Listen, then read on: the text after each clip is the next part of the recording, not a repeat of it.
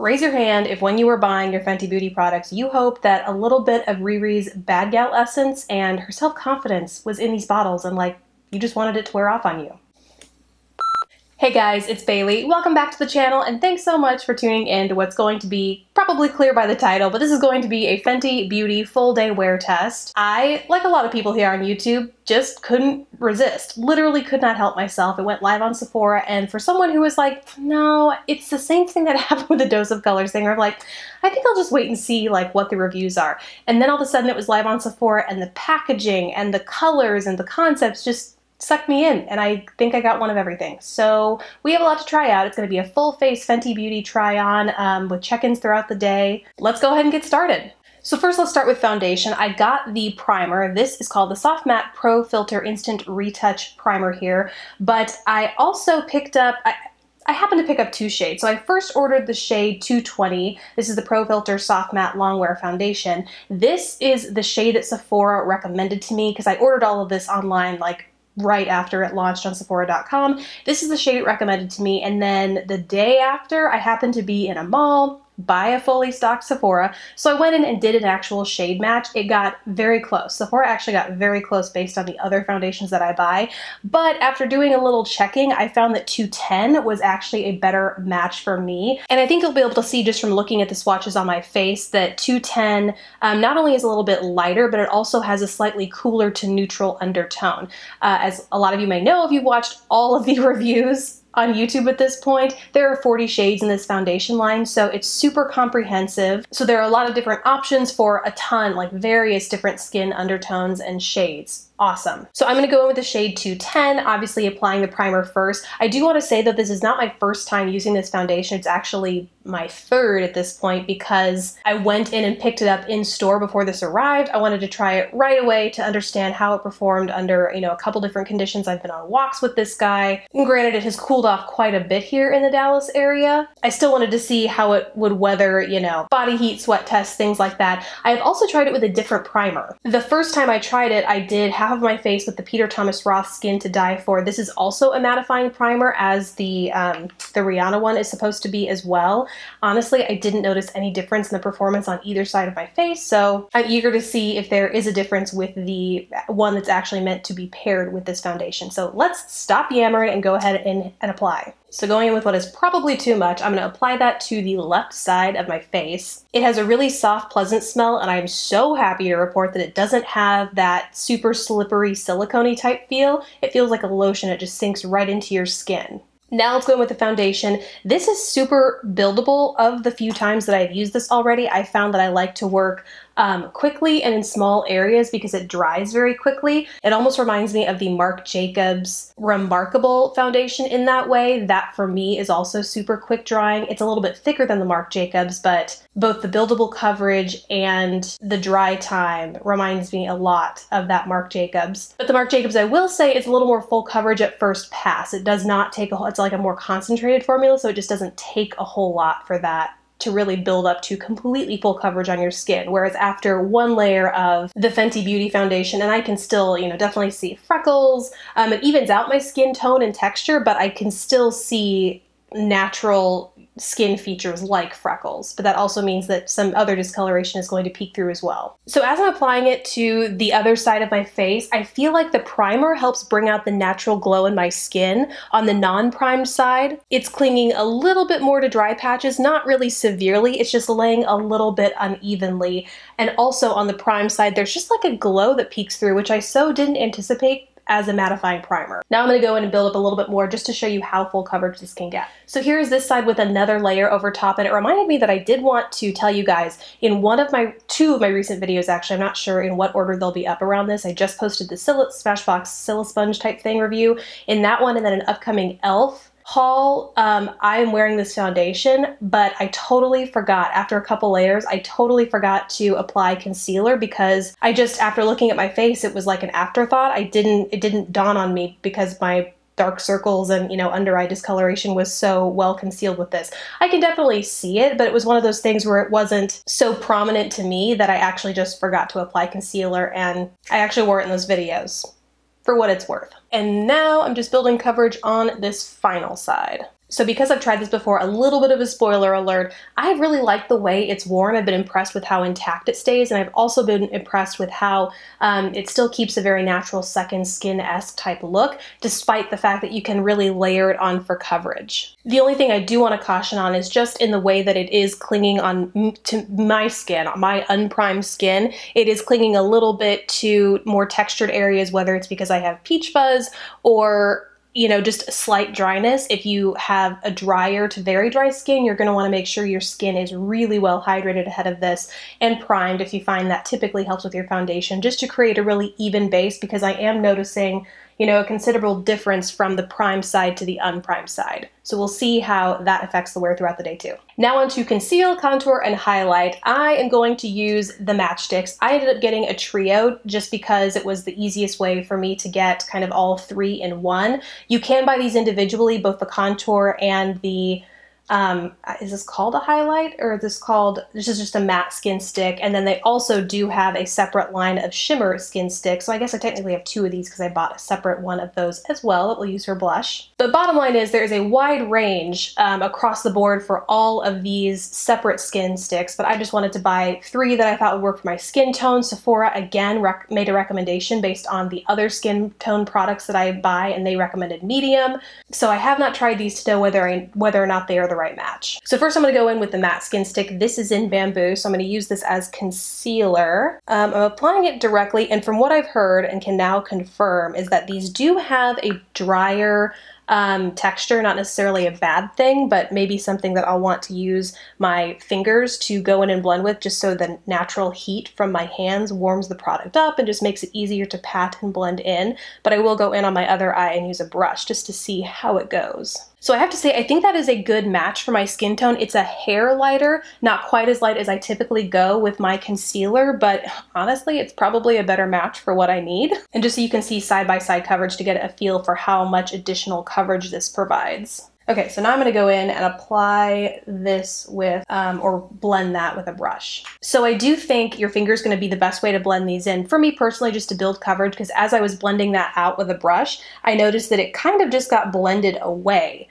So I guess for me, in order to really build coverage and get it to stay in place, I wanna use my fingers and pat so that all that pigment stays concentrated in the place where I really need that additional coverage. That said though, adding that additional product, it's not cakey, it's not falling into fine lines or anything like that, and yet it's also not like excessively dewy. In fact, I bought the Mattifying Powder, but I'm almost hesitant to use it here because I think it might be a little too drying. I don't know that this needs setting. Maybe we'll use it to touch up throughout the day. Now onto contour slash bronzer. I have the shade Mocha. Ooh, that is pigmented.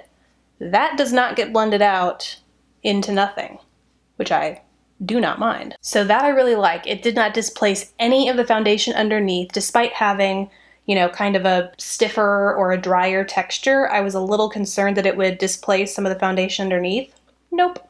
And the other thing is a little bit of these, both of these sticks that I've tried so far, a little bit goes a long way. How much product is in here? 1/4 of an ounce. Guys, you're never gonna go through this. That's a ton of product for as much as you need to get a good amount of pigment. This is gonna last forever. And there's a contour. Now I'm so torn on what to do for highlight because being the highlight fanatic that I am, I not only have this one from the matchsticks, but I went ahead and bought 2 of the powder duos. So I guess let's kind of mix and match. I'm gonna try this, this shimmer skin stick. This is in Trippin', which is a gorgeous peachy gold kind of shade. It's actually almost more of a, no, I guess it blends that into a true highlight. I was gonna say it almost looks like NARS's Orgasm, but it's not nearly as pigmented. It really is gonna be a true highlight, I think. So let's go in. So I have to say, this is such a natural highlighter. I didn't expect it to be this natural because when I was in store swatching the shimmer sticks, a lot of them seemed really glittery. And that is just not the case at all with this. I think of all those that I've tried, because I have tried one of the duos that I also got in store when I got the foundation, just as like a little teaser because I can't help myself. But those are also on the glittery side. So I thought this was going to be much more shimmery glittery, but if you are into a natural glow, You are going to love this guy.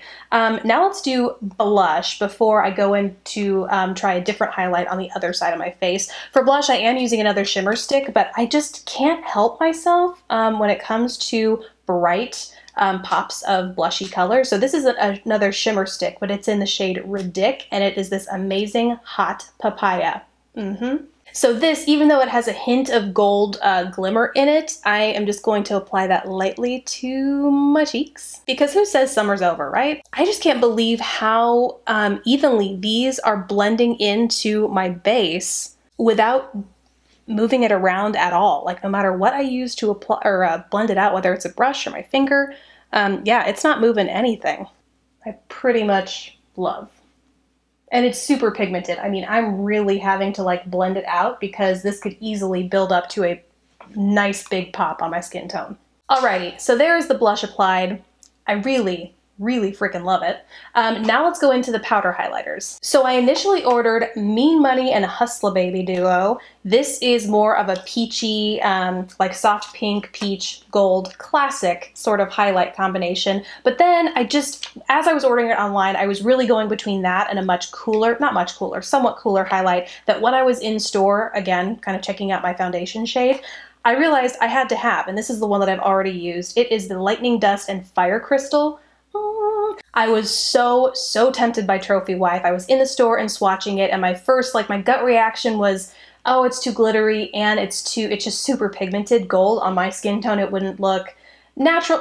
It wouldn't look natural, and not that that's a bad thing, but I wouldn't get a whole lot of wear out of it. But after I stepped out of the store and like away from the Sephora lights that are really, you know, they're supposed to bring out the shimmer and glitter and shine and everything, I stepped away from those lights and I was really impressed looking at it on the back of my hand, how it shifted from literally almost barely there at some angles to holy whoa, there's some gold bling on your face. And I realized that maybe I think I want it, but I think I want Trophy Wife because I think it could be really subtle at some angles and then really popping at others, and I think that was a missed opportunity and I might need to get it. Anywho, so because I only have so much face on my face, I'm going to use one of these highlight duos for my eyes and one of them for my actual face. Because I haven't used Mean Money and Hustler Baby yet, I'm going to use that one on my face and then I'll go in with the other one on my eyes. I also happen to pick up the highlighter brush. This is the only tool or applicator that I picked up from the line because the shape is so stinking unique. They have a sponge. I'm not a huge sponge person. And then she also had a couple of other brushes that I think connect to some of the compacts, mostly for powder. And they're like smaller, kind of kabuki, and they're just, when I see, I don't know, they just didn't appeal to me, so I didn't end up picking them up. This, on the other hand, I'm really excited to try out. I love the color and the handle. Everything about this whole collection just speaks to me, but this in particular, I just love the aesthetic of. So I'm first going to go in with Mean Money, which is the more subtle of the two of these highlighters. The way these kind of work to me is that there is a more subtle, finely milled highlight on one side, and then there is like the glow to the gods highlight on the other side. So the way I've liked to use these, as I've just first been trying them out, is to go in with the more subtle highlight kind of all over, and then add the super pop like right here at the tippy top of my cheekbone, right closest to my eye. So that is Mean Money, just along the tops of my cheekbones, and I'll take it up here a little bit. Very nice, very finely milled, has a hint of a golden undertone there. Then I'm gonna go in with Hustler Baby, and just, like I said before, apply that right. Oh, that takes it up. That is next level highlight. But it's none too, like when I swatched these, I was convinced that the sparklier of the two, Hustler Baby in this case, was just going to be a total disco ball on my face. Not the case. It's very, very glow-tastic, but very finely milled. I'm digging it. So I know I am uneven, but I do want to see how this side wears without any additional powder highlight over top, so... Oh, but I just want more highlight. Alrighty, now onto the eyes. I'm gonna use Lightning Dust all over the lid and kind of work it up into the crease. Lightning Dust, again, is like the more subdued shade in here. I mean, if you can call it subdued, it still is gorgeously, you know, shimmery and very clearly a highlight. Now I'm just gonna take a smaller detailer brush and go into Fire Crystal and just put that right in the inner corner. Side note, I never feel like I can get my inner corner as like poppin' and highlighted as anyone ever, like on Instagram, where it's like, oh, a little dab and boom, your inner corner is just like shining. My inner corner's broken. I don't know what's going on there. See, like that doesn't sparkle and shine to me. What is wrong? And then just a smidge under the brow. For good measure, you know? Last for the lips, I'm going in with the one and only gloss shade in this collection. This is the Gloss Bomb in the shade Fenty Glow. Not that I'm mad at this shade. This is like the perfect taupe. There's a slight shimmer in it. It just looks like a good go-to gloss that it goes with everything.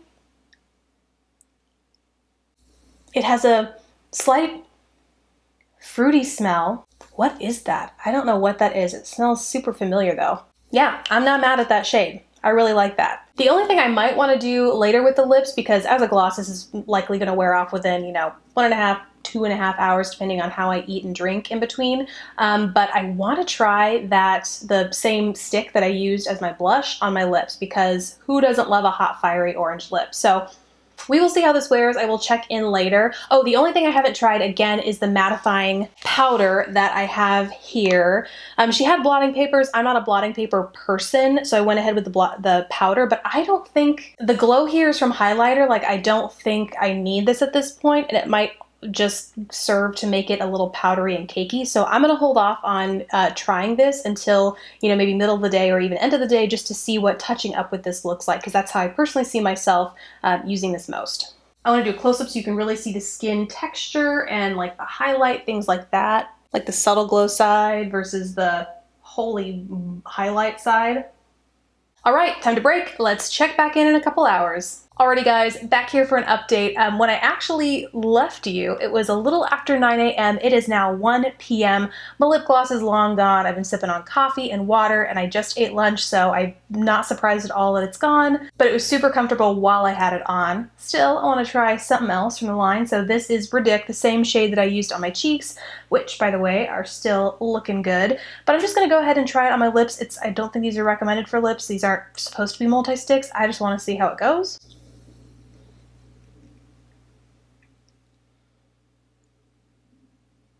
I don't hate it. Because these are on the drier side, they do cling to dry patches, so if you have, any flakes or just uneven texture on your lips, I think this will cling to them just because it is clinging to mine.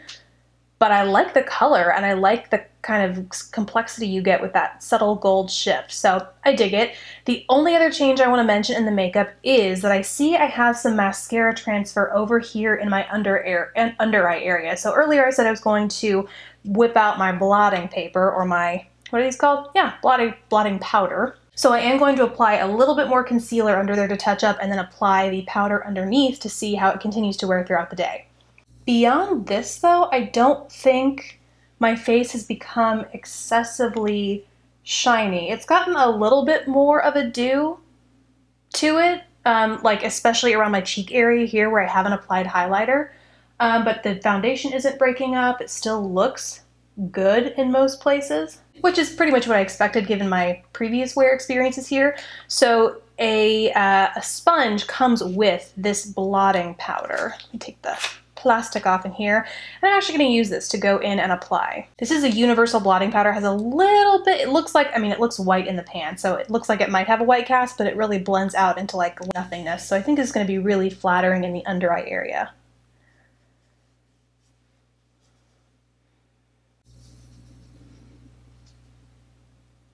Ooh, I dig that. Look, so I applied it like a little bit here on my cheek. Look at what a difference that makes. It's like it's perfectly like matte and silky.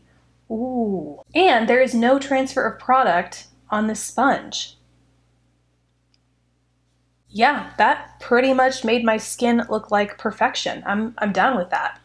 Okay, cool. So that was my touch up for the day. We will see how the rest of this face wears and check in later this evening. And here we are back again, 10 hours worth of wear. It is almost 7 p.m. So this is what 10 hours worth of wear of all these products looks like. I have reapplied the lip gloss, but I wanted to just start close up here so you can get a feel for how everything is wearing after 10 hours. The foundation, I am happy to say, except for, again, the light dewiness and shine that I have developed here, and is really only made more noticeable by the lights that I have in front of me. I am really impressed with how this foundation has held up. again, I've after, you know, 2 other times before this wearing it, I kind of had a hunch that would be the case, but I'm happy to still see this after 10 hours, like it documented, it still looks good. One thing I want to note while we are close up is the difference between the primed versus the unprimed side, and I'm not really sure what to make of it. Let me know what you think in the comments, but on the primed side, everything seems like the unprimed side looks a little more oxidized. The cheek shades,